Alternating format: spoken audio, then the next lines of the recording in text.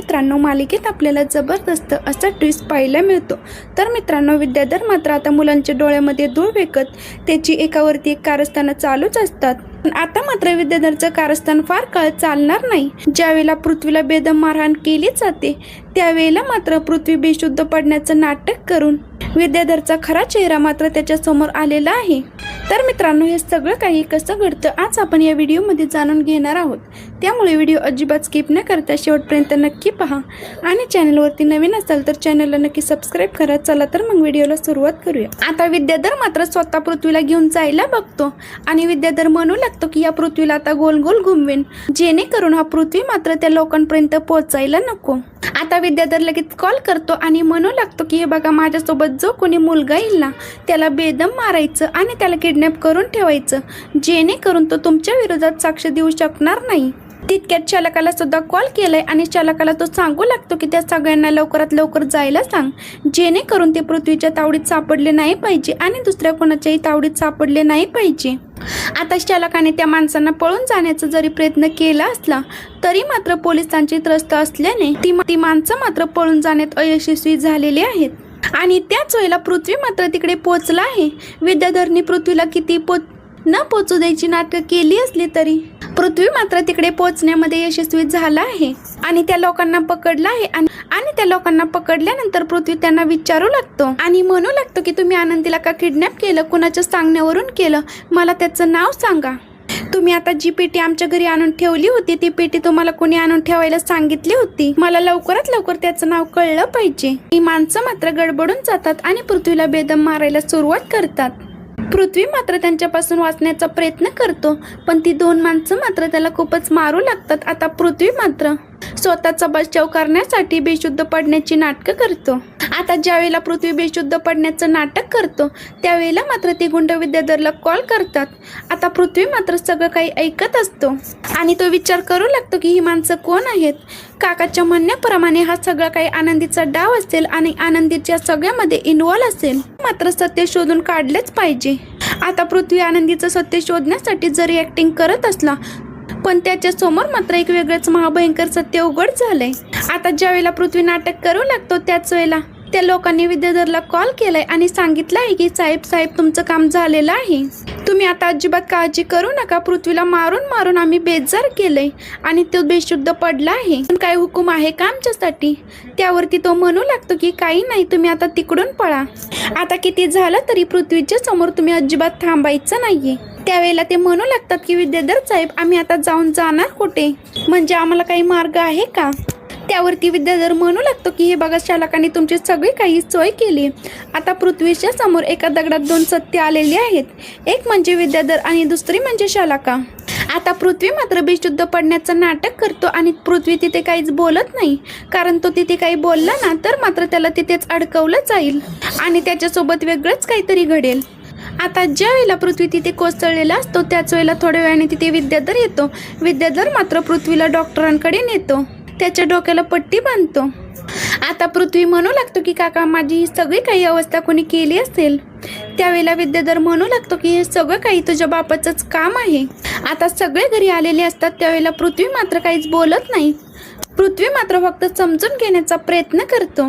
आता पृथ्वी घरी आल्यानंतर विद्याधर म्हणू लागतो की हे बघा, कोणी काही म्हणू दे पण आनंदीला किडनॅप करण्यामागे हा विद्याधरच होता ह्याची मात्र मला पूर्ण खात्री आहे।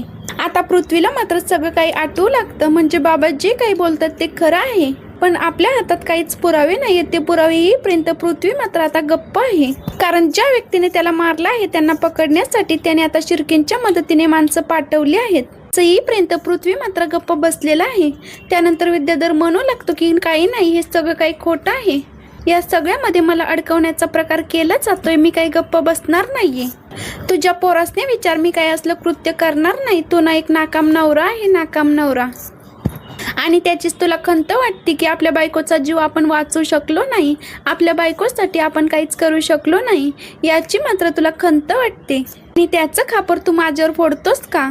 तू ना एकदम बिनकामाचा नवरा आहे। आता आनंदी मात्र खूपच चिडलेली आहे। आनंदी म्हणू लागते की विद्याधर सर, तुम्ही आता कोणी असाल पण साहेबांविषयी मी एक शब्दही ऐकून घेणार नाही। आता विद्याधर मात्र खूपच चिडलेला असतो आणि तो युगंधरच्या अंगावर धावून जातो आणि म्हणू लागतो की पृथ्वी बघ, तुझ्या बापानेच हे सगळं काही केलेलं आहे आणि सगळं काही खापर माझ्यावरती फोडतोय. पृथ्वी मात्र शिर्केची वाट पाहतो. शिर्के आता पृथ्वीला कॉल करतात आणि पृथ्वीला म्हणू लागतात की त्या माणसांना घेऊन मी डायरेक्ट आता तिकडेच येऊ का.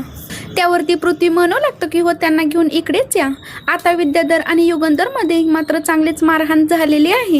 विद्याधरने युगंधरवरती हात उगारलाय आणि युगंधर पण खूपच चिडलेला आहे. युगंधर म्हणू लागतो की आताच्या आता माझ्या घरातून चालतं व्हायचं आणि माझ्या घरात आता तुला थारा नाहीये. त्यावरती विद्याधर म्हणू लागतो की बरोबर आहे, आता तुझी मुलं आणि आम्ही आता तुला नकोच आहे ना, म्हणजे तुला राजा राणीचा संसार करायला मोकळा होशील आणि म्हणूनच आम्ही तुला नको आहोत ना, असं म्हणत त्याने मात्र एक वेगळेच वळण देण्याचा प्रयत्न केलाय.